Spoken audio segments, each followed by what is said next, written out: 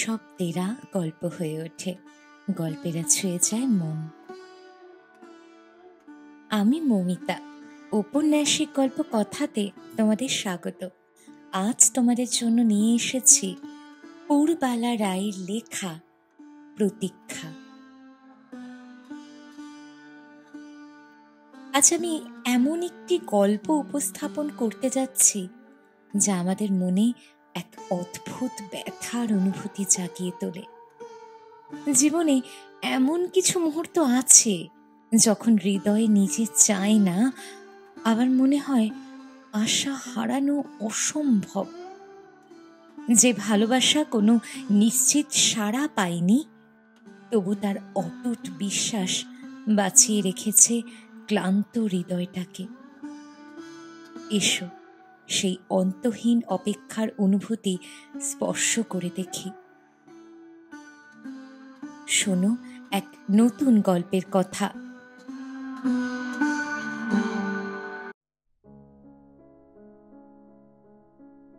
ছোটদি, আজ তোমার চিঠিখানা পেয়ে খুব খুশি হয়েছি। 6 মাস হলো আমরা এখানে এসেছি। এতদিন পরে যে আমাদের খবর দেবার অবসর তোমার হয়েছে, তবু ভালো। এখানে এসে আমি ভালোই আছি, আর জ্বর হয়নি। এই জায়গাটি কেমন জানবার জন্য নিশ্চয়ই তোমার খুব আগ্রহ হয়েছে। জায়গাটি আমার কিন্তু বেশ লাগছে। ছায়া শীতল শ্যাম শোভাময় পল্লীগ্রাম যাকে বলে, এটা তাই শহরের গোলমালের মধ্যে বসে এখানকার শান্ত সৌন্দর্য বোঝবার শক্তি তোমার হবে কি? আমাদের বাসাটি গ্রামের এক প্রান্তে। বেশ পরিষ্কার পরিচ্ছন্ন মাঝারি ধরনের বাড়িটি।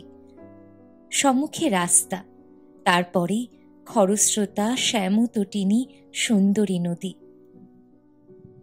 আর 3 পাশে মাঠ বা শস্যক্ষেত্র।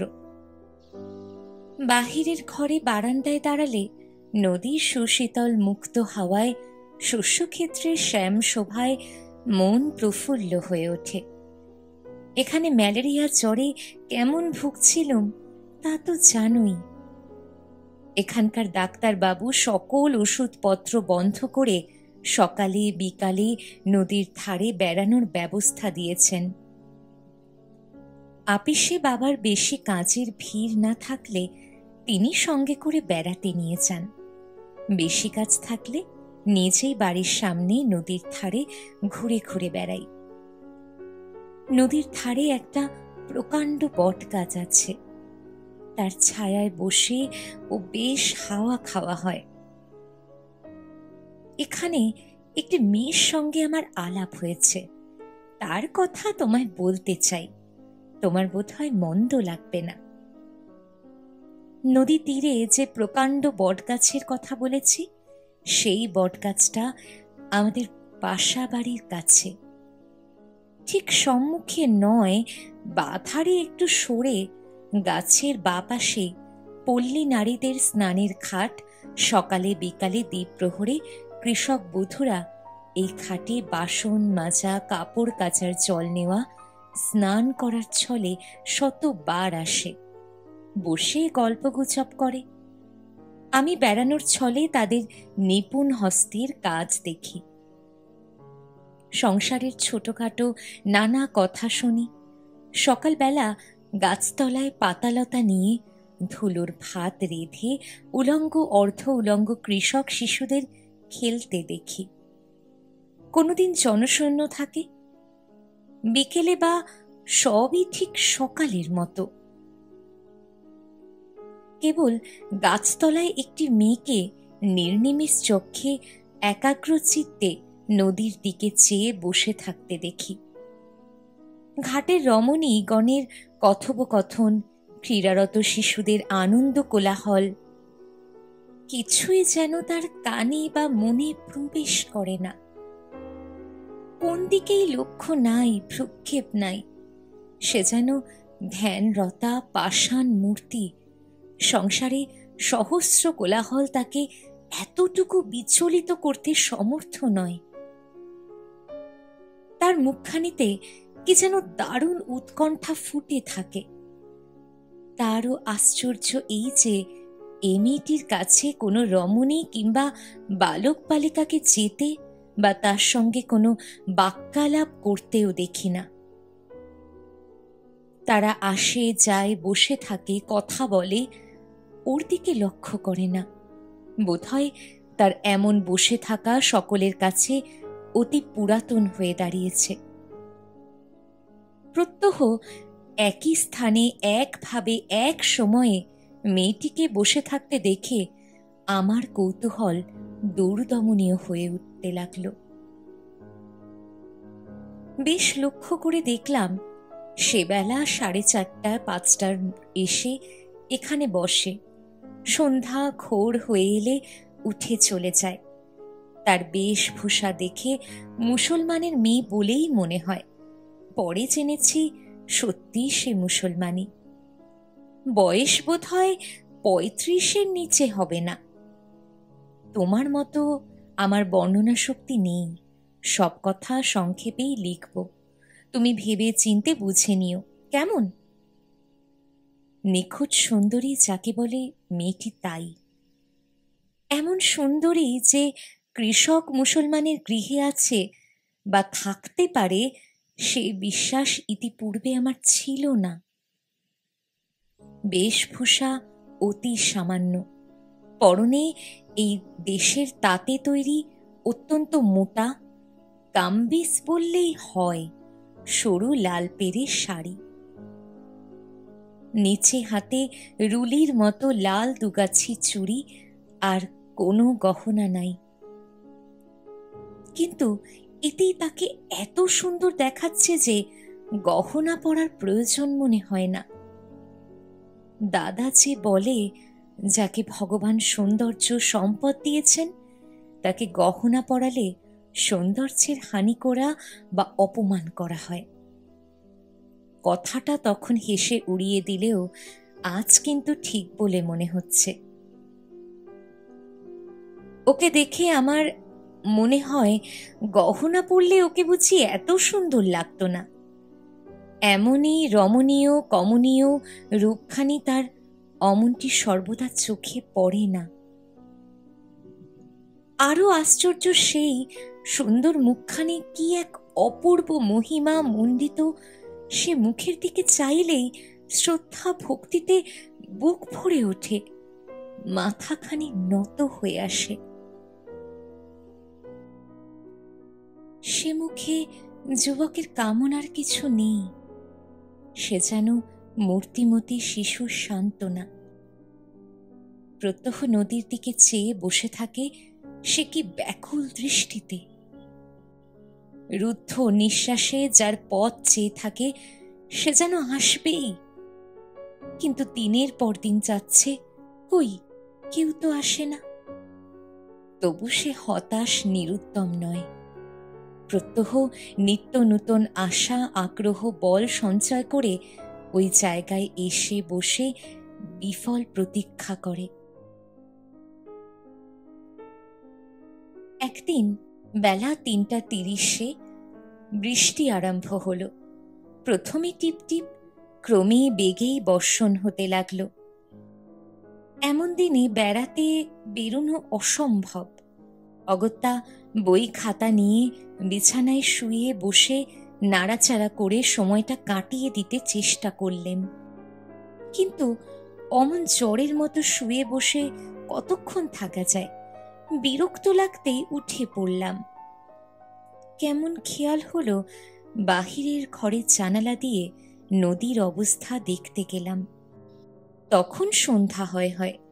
বাবা আপিসে ছিলেন, কাজেই বাহিরের ঘর জনশূন্য বন্ধ ছিল। তখন বৃষ্টির সঙ্গে সঙ্গে বেশ বাতাসও দিচ্ছিল। জানালা খুলে দেখছি নদীর বুকে তখন একখানিও নৌকো নেই। এই দুর্যোগে কে নৌকো ছাড়বে?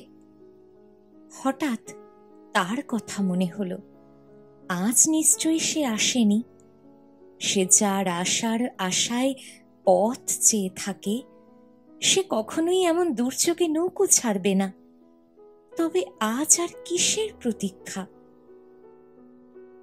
অনুমান কতখানি ঠিক হলো দেখার জন্য সেই পাশের জানালা খুলে দেখলেন। সে ঠিক সেই জায়গায় তেমনি নীরব, নির্মল, নিষ্কম্প হয়ে বসে আছে, তেমনি মুখের ভাব। বৃষ্টিতে ভিজে জল গড়িয়ে পড়ছে। তার কিন্তু সেদিকে ভ্রুক্ষেপ নেই, যেন কোনো জ্ঞান নেই, প্রাণ নেই।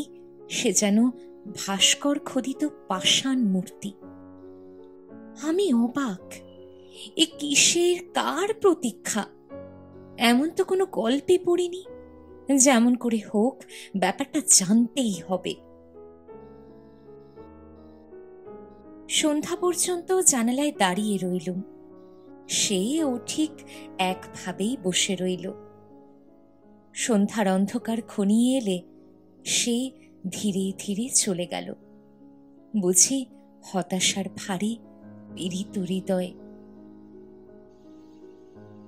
আমি জানালা বন্ধ করে ঘরে এসে শুয়ে পড়লাম।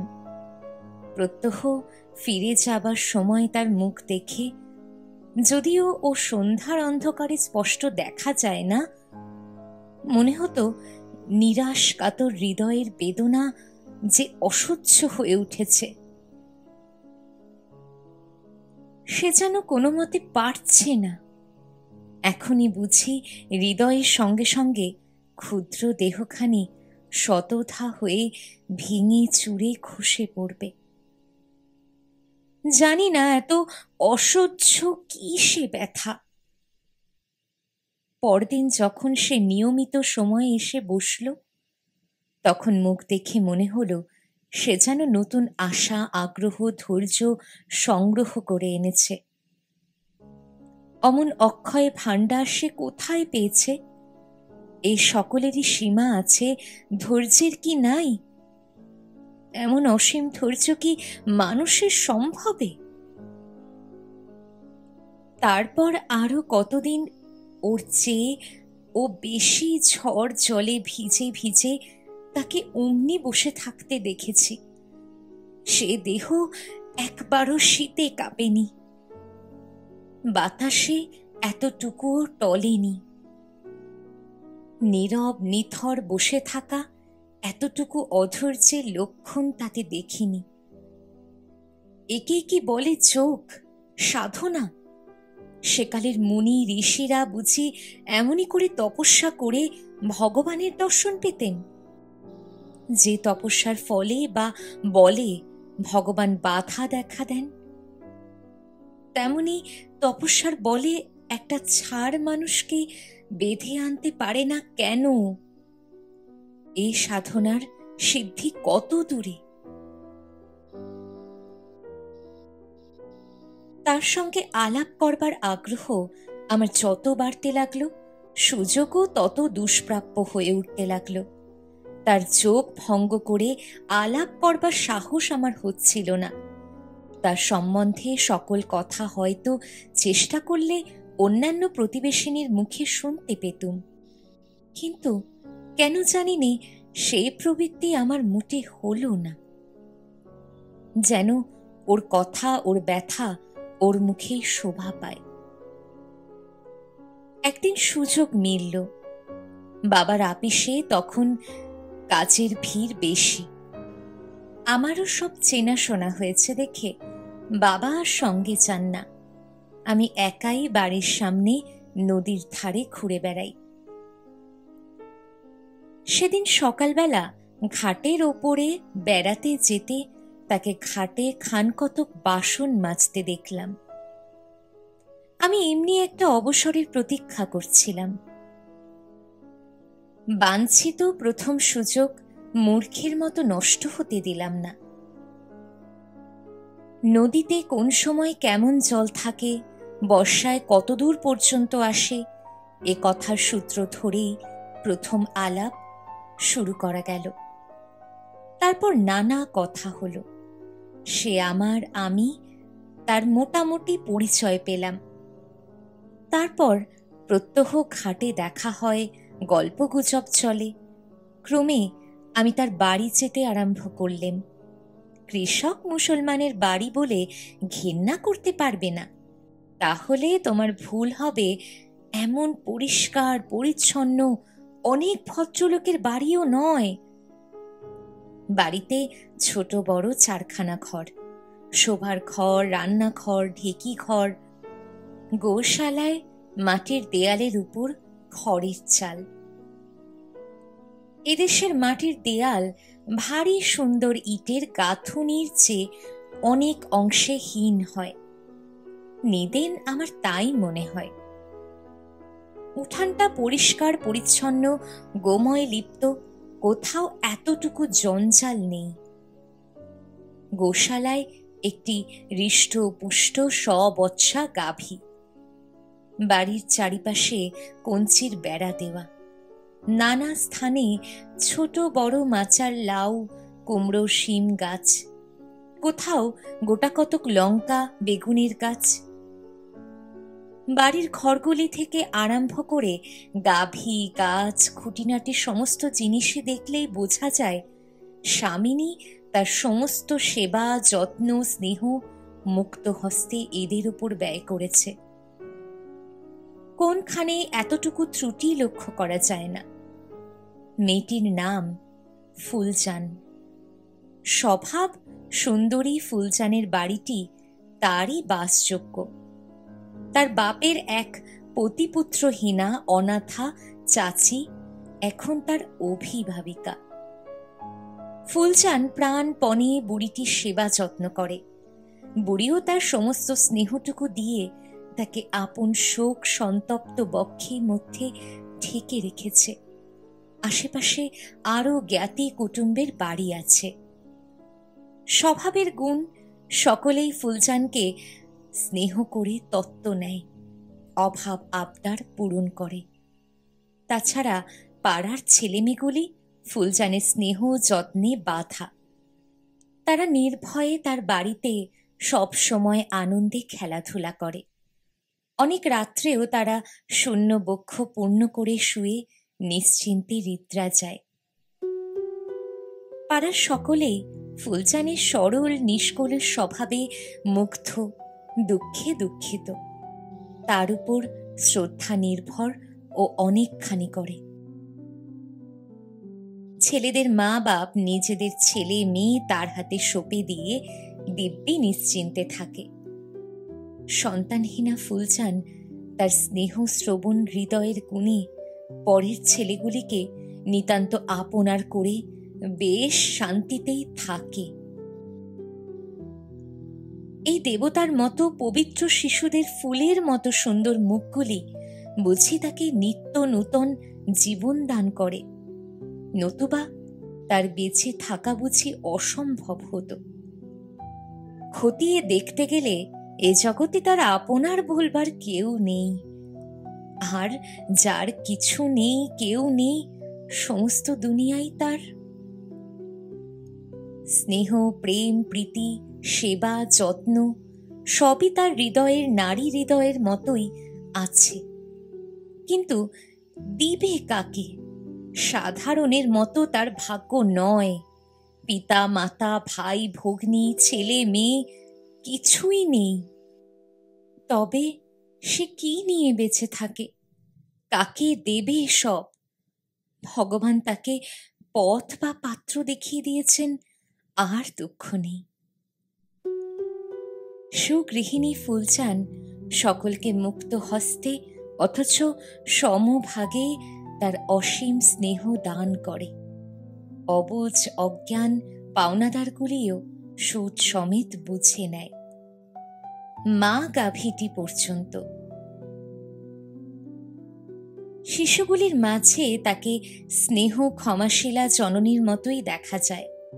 তার সঙ্গে আমার খুব বেশি দিনের আলাপ নয়, তবু যেন মনে হয় সে আমার জন্ম জন্মান্তরের পরিচিতা। সেও আমাকে চিরদিনের বন্ধুর মতো ভালোবাসে, বিশ্বাস করে। আমার কাছে কোনো কথা সে কিন্তু রেখে বলে না। ক্রমে ফুলচাঁদ তার অতীত জীবনের কাহিনী বা নদী তীরে প্রত্যহ প্রতীক্ষার কারণ ধীরে ধীরে আমাকে সমস্তই বললে। কাজের ভিড়ে, অবসরের অভাবে বাবা আমার বেড়ানোর সময় সঙ্গে আসতে পারেন না। তাতে আমার সুবিধাই হয়েছে। এখন কেবল ফুলচানের বাড়িতে বসে তার সুখ দুঃখের কাহিনী শুনতে যাওয়াই আমার বেড়ানো।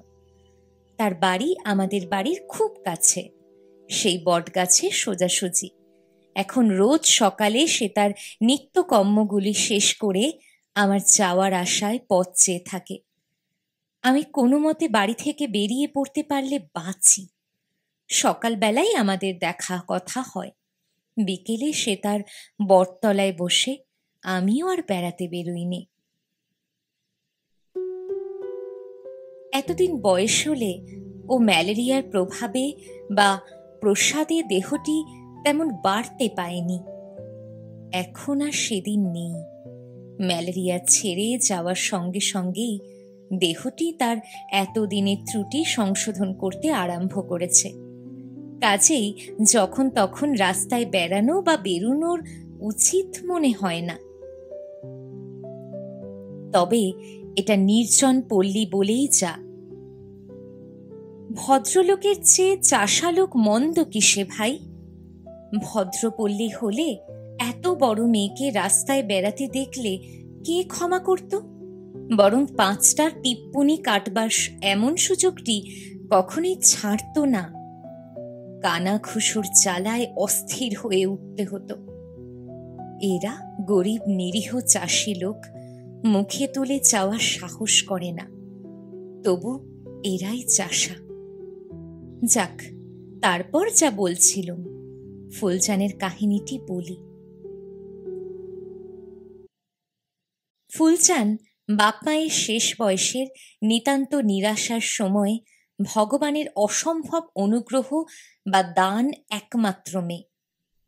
তার বাপের এই বাড়ি, জমি জমা যা আছে তাতে খাওয়া পড়া নিশ্চিন্তে চলে ও হাতে 2-10 টাকা থাকে। বাবা মায়ের একমাত্র আদরিনী কন্যা সুন্দরী ফুলচানের বাল্য জীবন যে আদর আনন্দের মধ্যেই কেটেছিল তা বোধহয় বলতে হবে না। বিবাহযোগ্য বয়স হলেই তার বাপের মোহেই হোক কিংবা বাপের জমি জমার লোভেই হোক অনেক বর জুটিল, কিন্তু একটি বড় পিতার মন মতো হলো না। তাদের দেশে বা সমাজে 10 থেকে 11 বৎসরের মধ্যেই নিন্দা হয়। ফুলচানের কিন্তু বরবাছাই করতে করতে সে বয়স উতরে গেল। বাপের ইচ্ছা ছেলেটি নেহাত নিরক্ষর চাষা না জানা হয়, একটু আধটু লেখাপড়া জানে, চেহারাতে মেয়ের অযোগ্য না হয়, স্বভাবটি বেশ শান্তশিষ্ট হয়, ঘর জামাই থাকে। এমনটি মিলল না। ছক বাঁচতে গ্রামে উজাড় হলো। এদিকে মেয়ের বয়স 13 পেরিয়ে যায় দেখে অনেক বন্ধু ভাবে তার বাপকে সৎপরামর্শ দিয়ে বলেছিল, ভাই আর কেন, যা হয় এর মধ্যেই একটা দেখে শুনে দিয়ে ফেলো, আর মেয়েকে ঘরে রাখা ভালো দেখায়। উত্তরে সে বলেছিল, আমার জান কবুল, তবু আমার ফুলকে আমি যার তার হাতে দিতে পারবো না। ওর নসিবে শাদি লেখা থাকলে মনের মতো বর মিলবেই। সেইবার বর্ষায় কোথা থেকে একখানে বিদেশি ব্যাপারীর পাট বোঝাই নৌকা এলো। অমন প্রতি বৎসর বর্ষাতেই এসে থাকে। তারা কয়েকদিন খাটে নৌকো বেঁধে পাট কিনতে লাগলো। হঠাৎ একদিন সকালবেলা উঠে সকলে দেখতে পেলে নৌকো খাটে নেই। বটগাছের তলায় ধুলোর উপর একটি সুন্দর ছেলে, 19-20 বৎসর বয়স হবে, পড়ে আছে সে। ছেলেটি পীড়িত, সংজ্ঞাহীন। ফুলচানের বাপ ছেলেটিকে সযত্নে কোলে তুলে নিয়ে বাড়ি গেল। ছেলেটিও মুসলমান। অনেক চিকিৎসা শুশ্রূষার পর সে ভালো হয়ে উঠল। তখন তার পরিচয় সবিশেষ পাওয়া গেল। তার নাম রহিম। বাড়ি যশোর জেলার কোনো গ্রামে। সংসারে এক বুড়ো মা ছাড়া আর কেউ নেই। বাপ মায়ের অনেকগুলি ছেলে মেয়ে মারা যাওয়ার পর শেষ সন্তান রহিম আল্লাহর দোয়ায় বেঁচে রইল। বাপ মা তাকে প্রাণে ধরে কষ্ট করে চাষের কাজে না দিয়ে গ্রাম্য স্কুলে দিয়েছিল। সংসারের অবস্থা খুব ভালো না হলেও মন্দ ছিল না। যা জমি জমা ছিল বাপ নিজে হাতে চাষাবাদ করে তাই থেকে সংসার ও পুত্রের পাঠের ব্যয় স্বচ্ছন্দেই চলত। যখন রহিমের বয়স 14 বৎসর, তখন হঠাৎ বাপের দিন ফুরিয়ে গেল। বুড়ো মা প্রথমটা চক্ষে অন্ধকার দেখলেও পরে প্রতিবেশীদের পরামর্শ নিয়ে কোনো মতে সকল কাজ চালাতে লাগলো। পুরুষ মানুষের হাতে সংসারটি যেমন সুশৃঙ্খল চলছিল, মেয়ে মানুষের হাতে তেমন চলল না। রহিমের মা নেহাত সাধাসিধে মানুষ পেয়ে 5 জন ঠকিয়ে নিতে লাগলো। তবু তার ধার কর্জ করে বৃদ্ধা কয়েক বৎসর পুত্রের পাঠের খরচ জোগাচ্ছিল। তারপর দেনার দায়ে সমস্ত বিক্রি হয়ে গেলে স্কুল ছেড়ে রহিম চাকরির চেষ্টা করতে বাধ্য হল। ক্ষুদ্র গ্রামে চাকরির সুবিধা না হওয়ায় অজ্ঞতা ওই বিদেশগামী নৌকার ব্যাপারীর হিসেবপত্র রাখার কাজ নিয়েছিল। মা তার একমাত্র নয়ানন্দ পুত্রকে বিদেশ পাঠাতে প্রথমে কিছুতেই রাজি হয়নি। তারপর অন্য কষ্টেও বটে, পুত্রের অনেক বলা কওয়াতেও বটে রাজি হতে হয়েছিল। আজ 1.5 মাস রহিম নৌকোয় এসেছে। এইবার ফিরে যাওয়ার কথা। এমন সময় তার কলেরা হওয়ায় তাকে ফেলে রেখে পালিয়ে গিয়েছে তারা। এখান থেকে যশোর বহু দূরে যাওয়া আসা তেমন সুবিধাজনক একটানা পথ নেই। নৌকোয় যাওয়া যায়, কিন্তু অত দূর কোন নৌকো যেতে রাজি হলো না। অজ্ঞতা সকলের আশ্বাস বাক্যে আগামী বর্ষায় স্বদেশের কোনো নৌকো আসার আশায় রহিম এখানে রয়ে গেল। রহিম চেষ্টা করে এক মহাজনের আড়তে 10 টাকা মাহিনার একটা চাকরি পেলে ফুলচাঁদের বাড়িতেই রহিল। সকালবেলা নেই খেয়ে কাজে যায়, সন্ধ্যায় ফিরে এসে হাত মুখ ধুয়ে দাওয়ায় বসে ফুলচাঁদের বাপ মাকে কোরআন শরীফ পড়ে শোনায়। রান্না হলে খেয়ে বাইরের চালায় শুয়ে নিদ্রা যায়। এমনই করে 6 মাস গেল। ক্রমে সে ফুলচাঁদের ক্ষুদ্র সংসারের সঙ্গে মিলে তাদের সুখে সুখী, দুঃখে দুঃখী নিতান্ত আপনার জন হয়ে পড়ল। তার সুমিষ্ট ব্যবহার, শান্ত স্বভাবের গুণে ফুলচাঁদের বাপ মা মুগ্ধ হয়ে তাকে সত্যি আপনার করে নেওয়ার জন্য ব্যস্ত হয়ে ফুলচাঁদের সঙ্গে বিবাহের প্রস্তাব করলে। উত্তরে রহিম বললে, আপনারা আমার প্রাণ বাঁচিয়েছেন, আপনাদের ঋণ শোধ দেওয়ার সাধ্য আমার নেই। আপনাদের কথার ওপর কথা বলবার কিছু নেই। আপনাদের মতেই আমার মত।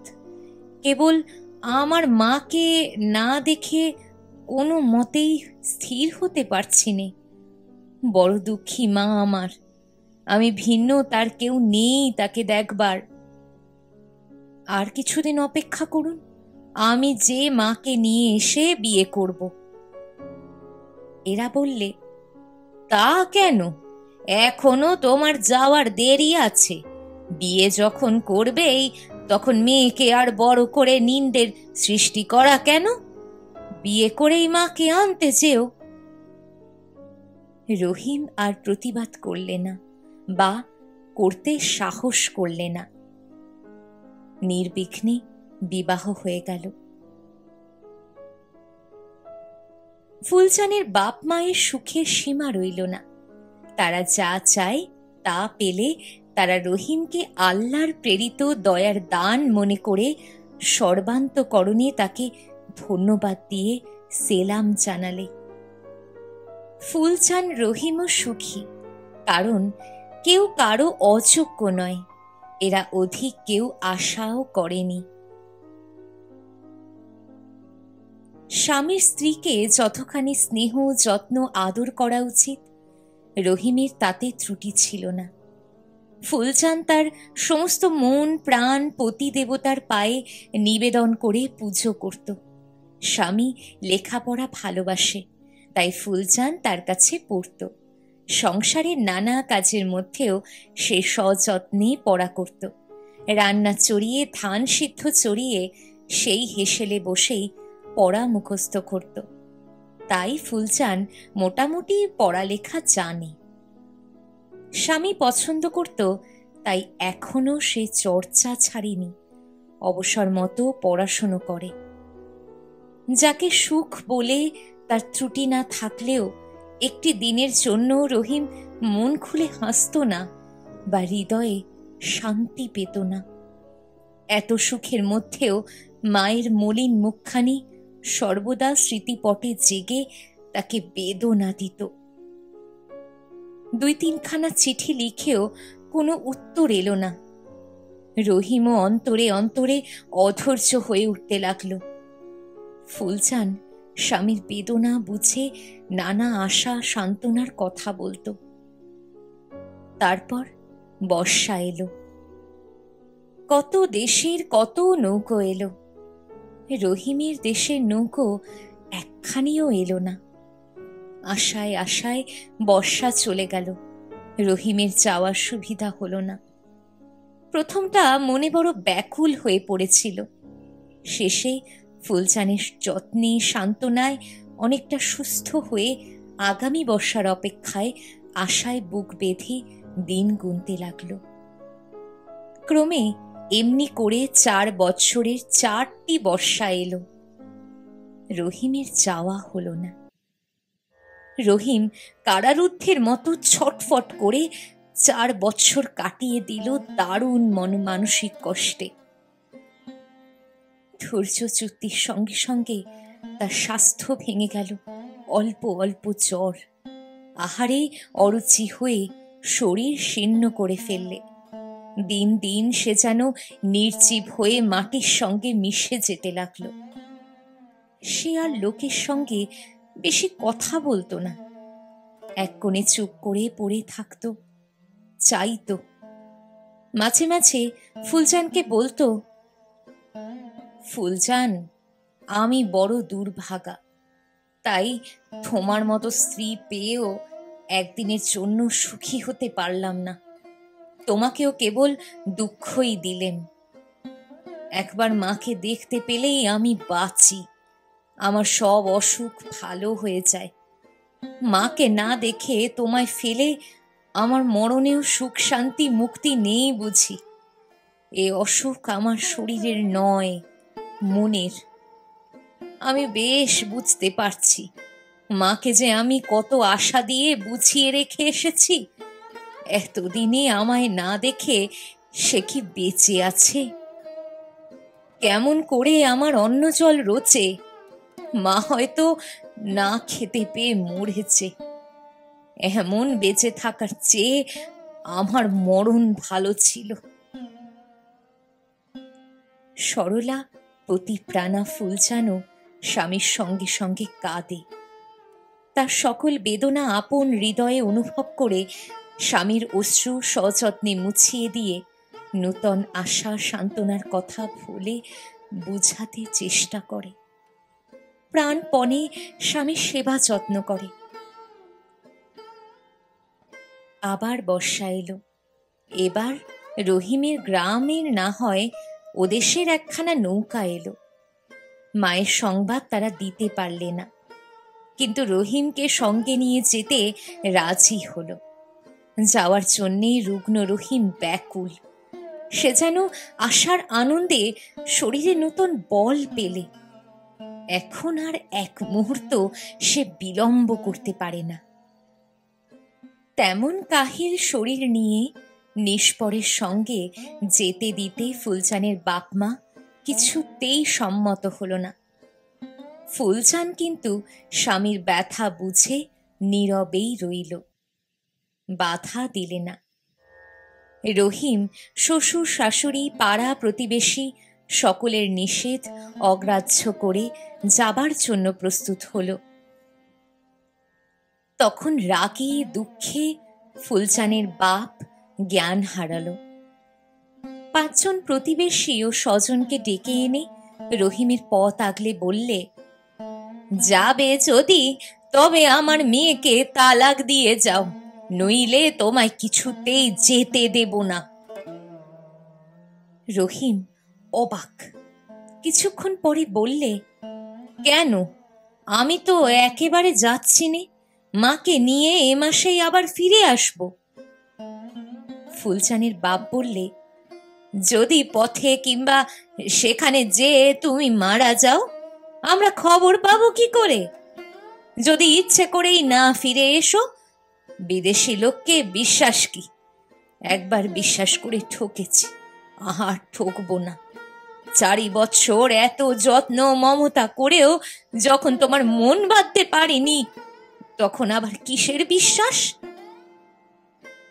রহিম বললে, কি অপরাধে তালাক দেব? কেন? বিনা অপরাধে তালাক দিলে খোদার কাছে গুনাহ হয়। ফুলচানের বাপ বললে, বেকুফ, বাপের হতভাগা মেয়ে বলে তালাক দাও। কাঙালের ছেলের ঘোড়া চড়বার শখের মতো আমি মূর্খ চাষা হয়েও বিত্তান জামাইয়ের শখ করেছিলাম। সেই অপরাধে তালাক দাও। তালাক তোমায় দিতে হবেই, নইলে কিছুতেই তুমি যেতে পাবে না। কাতর স্বরে রহিম বললে, তবে তাকে একবার ডাকো, শুনি সে কি বলে। ফুলচান বাইরে দাঁড়িয়ে সবই শুনছিল। তার কর্তব্য সে স্থির করে রেখেছিল। সে এলে সবাই সরে গেল। রহিম তার মুখ পানে চেয়ে নিরাশ কাতর স্বরে, কি করি ফুল, বলে আর কিছুই বললে না। তার অবসন্ন দেহ মাটিতে লুটিয়ে পড়ল। সে উপায়হীন বালকের মতো কাঁদতে লাগল। ফুলচান সযত্নে স্বামীর শীর্ণ দেহ আপনার বুকে তুলে নিয়ে মাথায় ধীরে ধীরে হাত বুলিয়ে দিতে লাগল। তারও চক্ষু শুষ্ক ছিল না, কিন্তু সে নিজের অধীরতা এতটুকু কাউকে জানতে দেয়নি। স্বামীর চোখের জল মুছিয়ে দিয়ে বললে, এত অস্থির হয়েও না, আমার কথা শোনো। ফাকরাত পত্রে সই করে দিয়ে তুমি চলে যাও। কিছু ভেবো না, ভাবনার কিছু নেই। এত মায়ের চেয়ে দুনিয়ায় কেউ বড় নয়। আমার উপর তোমার বিশ্বাস আছে, আমায় জানো তুমি। তবে ভাবো কেন? তুমি মাকে দেখে এসো। তোমার আশাটুকু আমার পক্ষে যথেষ্ট। তাই নিয়ে আমি জন্ম জন্মান্তর কাটিয়ে দিতে পারবো। তোমার উপর আমার অসীম বিশ্বাস আছে, আসবেই তুমি আমার কাছে। আমার উপরেও যেন তুমি বিশ্বাস হারিও না। মায়ের কাছে যাও, কোনো বাধা গ্রাহ্য করো না। তার উপর কর্তব্য সবচেয়ে বেশি। আমাকে সবচেয়ে বড় দেখলেই কখনোই তোমার ওপর অমন ভক্তি, শ্রদ্ধা, বিশ্বাস, ভালোবাসা আসতো না আমার। যে স্ত্রীর জন্যে মাকে ভুলে থাকতে পারে, সে কি মানুষ? যাও তুমি, যতটুকু জ্ঞান তুমি আমায় দিয়েছ তাই নিয়ে তারই বলে বুক বেঁধে তোমার আশায় পথ চেয়ে থাকতে পারবো। তালাক নামার জন্য ভেবো না। আল্লাহর হুকুমে তোমার আমার যে সম্বন্ধ, তুচ্ছ তালাক নামার মধ্যে কি সে সম্বন্ধ মুছে ফেলে? এই বন্ধন জন্ম জন্মান্তরে কারো সাধ্য ছিঁড়ে ফেলবে? আমি তোমার স্ত্রী, আশীর্বাদ করো, আল্লাহর দোয়ায় যেন স্ত্রীর নামে কলঙ্ক না আনি। হাসি মুখে তোমার সমস্ত সুখ দুঃখের যেন সমভাগিনী হতে পারি। তারপর উঠে স্বামীকে সেলাম করে বললে, মনে রেখো, জীবনের শেষ মুহূর্ত পর্যন্ত তোমার আশার প্রতীক্ষা করব। হাসবে তুমি? দৃঢ় স্বরে রহিম বললে, নিশ্চয়, মরণ ভিন্ন আর কেউ আমায় ধরে রাখতে পারবে না। আল্লাহ জানে এখানে আমার প্রাণ ফেলে রেখে গেলাম। ফুলজান, তোমায় একবার না দেখে বেহেশতে যেও আমার সুখ হবে না। স্বামীর কাছে বিদায় নিয়ে ফুলজান বেরিয়ে আসতে আবার সকলকে নিয়ে তার বাপ ঘরে গেল। এবার রহিম বিনা বাক্য ব্যয়ে ফারখত পত্রে সই করে দিয়ে চলে গেল। নৌকো চলে গেলে ফুলজান বাড়ি ফিরে এসে শয্যার আশ্রয় নিলে। তার তখন মনে হচ্ছিল আজ থেকে যেন তার সংসারের সঙ্গে সকল সম্বন্ধ মুছে গেল, সকল বন্ধন যেন খসে পড়েছে, করণীয় আর যেন কিছু নেই, তাকে যেন কারোরই প্রয়োজন নেই। সে যেন সংসারের আবর্জনা।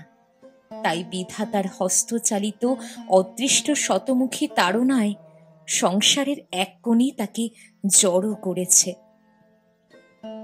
দুর্বহ জীবন বহন করবার মতো শক্তিও প্রয়োজন নেই। দুনিয়ায় সে আজ বড় একা, তার যেন সকল কর্তব্য শেষ হয়েছে। এখন কোনো মতে বেঁচে থাকা এক বিড়ম্বনা। যেন সমস্ত দুনিয়া তাকে খুঁজে, তার জন্য এতটুকু সান্ত্বনা, এতটুকু আলো, কোনো কিছুর অবলম্বন মিলবে না। ভাবতে ভাবতে কখন নিদ্রার ঘোর এসে স্বপ্নের উজ্জ্বল চিত্র তার সম্মুখে ধরলে। সে দেখলে রহিম এসে স্নেহকোমল স্বরে বলছে, ছি ফুল, আমায় এত বুঝিয়ে নিচে ভেঙে পড়ছ কেন? কই তোমার সে ধৈর্য? এই বুঝি তোমার প্রতীক্ষা করা? আমি তোমার কাছে না এসে পারিনি, সে বিশ্বাস এর মধ্যেই হারালে?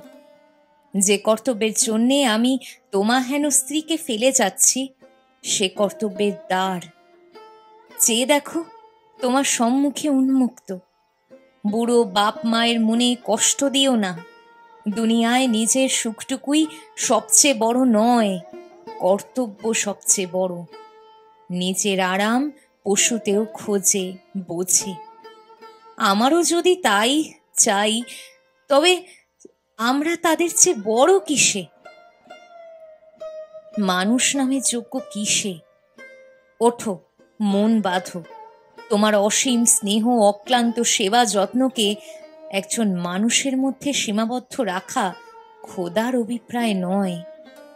সমস্ত শিশু, পশু, অনাথ আর্তের জন্য তোমাকে উৎসর্গ করে দাও, শান্তি পাবে। আল্লাহর উপর বিশ্বাস রাখো, তার মেহেরবানি সীমা নেই। মূর্খ আমরা, অন্ধ আমরা, দেখতে বুঝতে পারিনি, চেষ্টা করিনি। আমি আসবই ফিরে, কোনো কিছু ভেবো না, আল্লাহর দোয়ায় সব হবে। পরদিন থেকে ফুলজান সত্যি আশায় আশ্বাসে বুক বেঁধে এই স্বপ্নাদেশ কাটায় কাটায় প্রতিপালন করে আসছে। সত্যই সে পিতা, মাতা, অতিথি, প্রতিবেশী, শিশু, পশু, রোগীর সেবায় জীবন উৎসর্গ করে শান্তি পেয়েছে। রহিম চলে যাওয়ায় ফুলজানের বাপ মায়ের মনেও যথেষ্ট আঘাত লেগেছিল।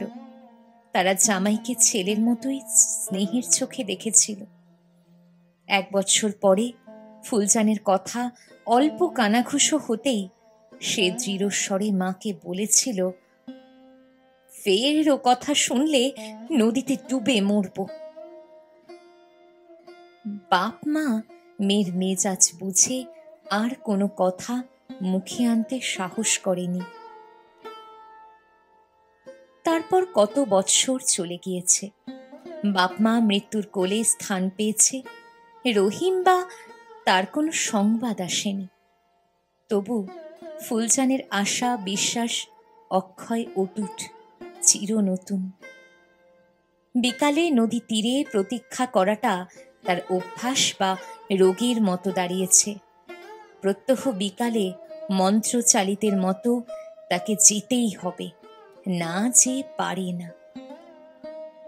রহিম কখনো ফিরবে কিনা ভগবান জানে। ফুলচানের কিন্তু ধ্রুব বিশ্বাস সে ফিরে আসবেই। বিশ্বাসের উজ্জ্বল আলোকে দুঃখ চিন্তার অন্ধকার তার মনের কোণেও দাঁড়াতে পারে না। সংসারে যে কাজ খোঁজে তার কাজের অভাব হয় না। ফুলচান সারা দিন নানা কাজের মধ্যে আপনাকে ডুবিয়ে রাখে। সমস্ত কাজ কর্মের মধ্যে লোকের যেমন চেষ্টা যত্ন করে আহ্নিক উপাসনা নামাজের জন্য একটু নির্দিষ্ট নিশ্চিন্ত অবসর সময় করে নেয়, ফুলচান তেমনি এই প্রতীক্ষার সময় করে নিয়েছে। সমস্ত দিন রাত্রির বাকি সময়টা সে হাসি মুখে বিশ্ব সংসারের কাজে ব্যয় করতে পারে। কেবল এইটুকু নয়, ওইটি তার নিজের কাজ। ও থেকে এক মুহূর্ত সে কারোর জন্য ব্যয় করতে পারে না। আমি কিন্তু ভেবে অবাক, এই 15-16 বৎসরেও ঠিক জানিনি, জিজ্ঞাসাও করিনি, ওর দম বন্ধ হয়ে আসেনি। আমার মনে হয় ফুলচানের তুলনা ফুলচান। এমন অসীম ধৈর্যের কথা কোথাও শুনিনি। সামান্য কৃষক কন্যা হলেও তার প্রতিভক্তি অতুলনীয়। কি বলো? আমার কিন্তু ওর পায়ের ধুলো মাথায় নিতে ইচ্ছে হয়। সত্যি করে বলো তো, শিক্ষিতা ভদ্রমহিলার মধ্যে এই অশিক্ষিতা চাষার মেয়ের স্থান কোথায়? এমন ফুলচান কটা দেখেছ? জানি না সাধ্যী ফুলচানের প্রতীক্ষা শেষ কত দূরে। এটা যদি প্রেতের রাজ্য না হয়, যদি ন্যায়বান ভগবানের রাজ্য হয়, তবে তার পুণ্যের পুরস্কার সে নিশ্চয়ই একদিন পাবে। লিখতে লিখতে অনেক লিখে ফেলেছি। তোমার বিরক্ত লাগছে না? মাপ করো ভাই। তারপর একটা নতুন খবর দিয়ে আজকের মতো ইতি করব। আমরা এ মাসেই বাড়ি যাব। কেন তা বোধ হয় বলতে হবে না। আমার অবস্থাটা না বুঝেই তুমি বোধ হয় হেসে আকুল হবে। আমার কিন্তু ফুলচানের দশা দেখে সে অজানা পথের অচিন সাথীটির মন ঝুঁকিয়ে চলার কথা ভেবে বড্ড ভয় হচ্ছে। আমাদের বাড়ি যাওয়ার কথা শুনে ফুলচানের চোখ দুটি জলে ভরে আসে। আমারও তাকে ছেড়ে যাওয়ার কথা ভাবতে কেমন কষ্ট বোধ হয়। তাকে কখনো ভুলতে পারবো না। বেশ গুছিয়ে লেখা আমার আসে না, বিদ্যতাও জানোই। তবু গল্পটা কেমন লাগে লিখো। এই কাহিনীটি যে কল্পনাপ্রসূত গল্প বা একবর্ণ অতিরঞ্জিত নয়, এ কথাটা যেন মনে থাকে। ইতি, তোমার স্নেহের উষা।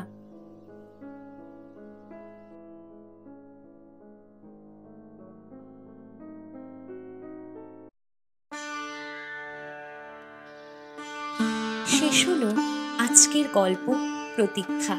লিখেছেন পূর্বালা রায়। কোনো সময় হয়তো আমরা ভালোবাসার কাছ থেকে প্রতিদান বলে কিছু পাই না, তবে আমাদের মধ্যেও সেই প্রেমের শক্তি নিজের উপস্থিতি ছাড়াও চারিদিকের অন্ধকারকে আলোকিত করতে পারে। গল্পেরা শুধু শোনা যায় না, অনুভব করতে হয়। আর সেই অনুভূতি তোমাদের সঙ্গে ভাগ করে নিতে আমি আছি উপন্যাসিক গল্পকথাতে। এই গল্প যদি সত্যিই তোমাকে ছুঁয়ে যায়, একটা লাইক দিও, কমেন্টে তোমার মতামত জানাও আর প্রিয়জনদের সঙ্গে শেয়ার করো। সাবস্ক্রাইব করে বেল আইকন অন করো, যেন পরের গল্পের প্রথম শ্রোতা তুমি হও। আজকের মতো এখানেই শেষ, কিন্তু গল্পেরা তো শেষ হয় না, তারা নতুন করে জন্ম নেয় প্রতিবার। তাই আবার দেখা হবে নতুন গল্পে। ধন্যবাদ।